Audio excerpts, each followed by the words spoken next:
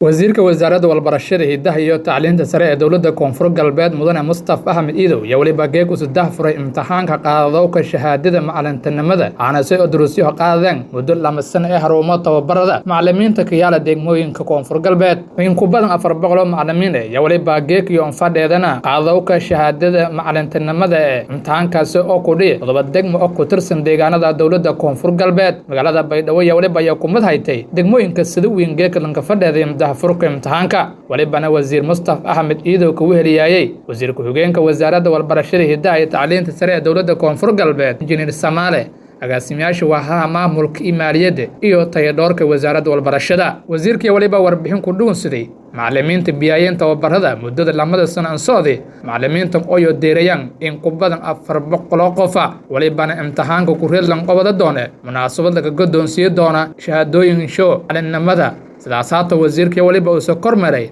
xarunta tababarada atifedka Mustafa Ahmed Iidow wasiirka wasaaradda walbarashada hidaha iyo tacliinta sare ee dowladda koonfur galbeed ee Soomaaliya oo la hadlay warbaahinta koonfur galbeed waliba uu kala dardaarmay macallimiinta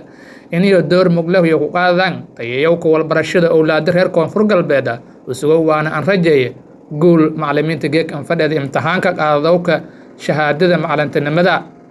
bismillahir rahmaanir rahiim assalaamu alaykum warahmatullaahi wabarakaatuh maanta oo maalin axad ah taariikhduna ay ku beegan tahay 9 bisha 8 2023 waxaan dhex taaganahay aniga iyo wasiir ku-xigeenka wasaaradda waxbarashada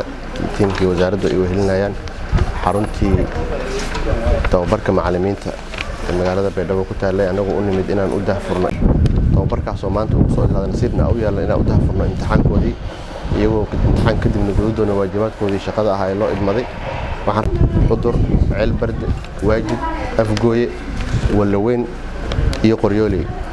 marka degmooyinka ay ka kala yimaadeen kulli waxa halkan u yimaadeen inay qaataan tababar fududay garabkiina Allah galo wasaaraddu waxay idin garab taagantahay wax walba hiiliyo ah assalaamu alaykum warahmatullaah ayuu soo kaaladayaan dowladda koonfur galbeed iyo sanduuqa horumarinta walbarashada caalamiga ee waliba ujeedadiisu in la tayeeyo macallimiinta wal ku dhigay dugsiyada ka yaala deegaanada koonfur galbeed Ibrahim Xasan Ali warbaahinta koonfur galbeed Baydhabo.